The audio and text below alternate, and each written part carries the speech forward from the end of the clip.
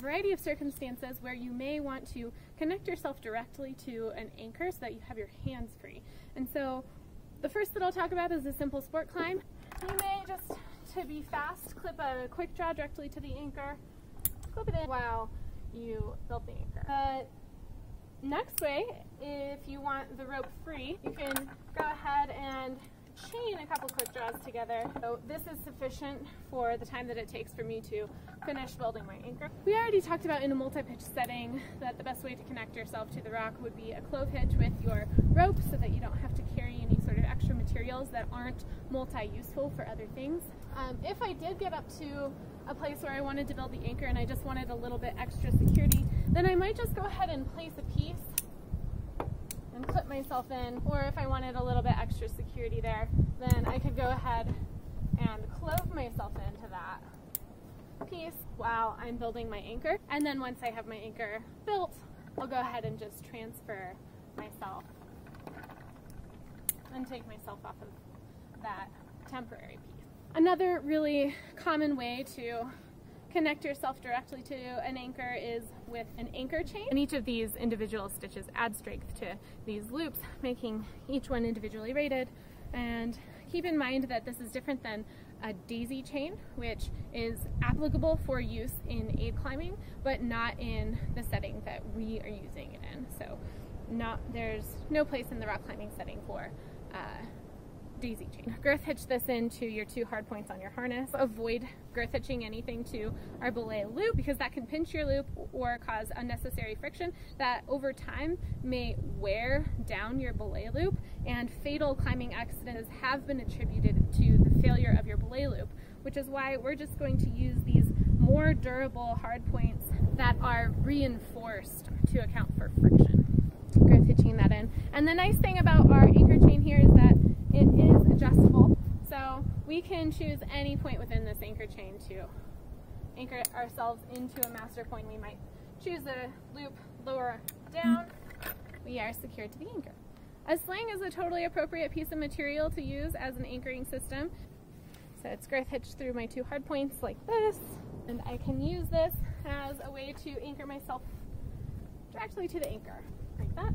If I wanted to shorten up this attachment, then I might choose to put a simple overhand somewhere in the line like this. That creates a shelf for me. I'll go ahead and clip the end as well as that shelf and put myself in directly, and that gives me a second option for length. These knots become very difficult to untie once they've been weighted, so if you have an extra non-locker lying around, you can just slip it through that knot and just leave it there as you're using it. And so that way when you're done, you can slip that non-locker out and it creates a little bit more air or space in that knot that makes it a lot easier to untie.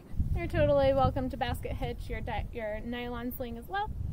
My preferred way of anchoring myself into the anchor is with a nylon sling because I usually will always have this with me, specifically when I'm climbing multi-pitch. This specific anchor chain is made of mostly nylon. The white bits in there is a type of Dyneema material which has a high strength to weight ratio. This particular sling is a blend of nylon and Dyneema. The downside is that it has a much lower melting point, so it will melt quite easily. This material has more nylon, which is why it's appropriate to girth hitch it into your harness.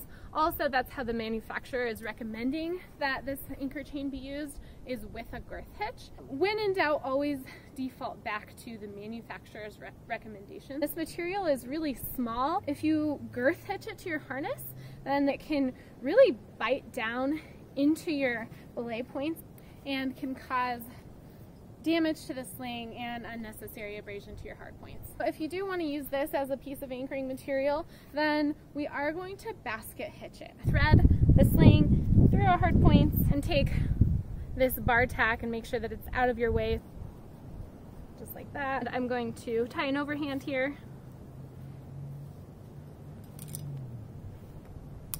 And now I have a nice big loop where I'm not causing any unnecessary friction here, and I have these 2 points right here as my anchor. And here I have a quad length sling. I would just double it up. And again, it's that nylon Dyneema blend, and so I'm just going to use a basket hitch as opposed to any girth hitches. Another piece of material that I could use is a cordelette. So I can start just by tying both ends of the cordelette together in whatever way I choose. I think I'm going to go ahead and double my knot. So I'm going to offset that knot about maybe like a hand, because that's about how much I need to girth hitch this material to my harness.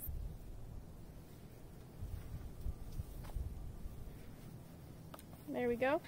I can do the exact same thing that I would with a sling here, by giving myself a shelf if I like, and using these to clip to my anchor.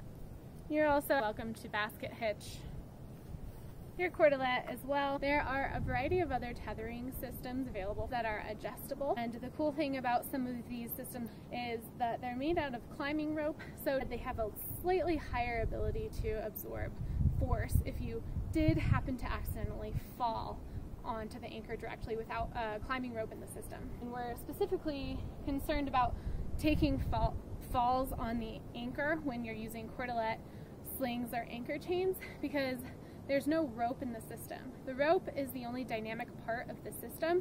All of these ways of securing yourself into the anchor are solely meant to be tools for your toolbox, and you can pick and choose your favorites and just decide for yourself which one suits you best for any sort of given application.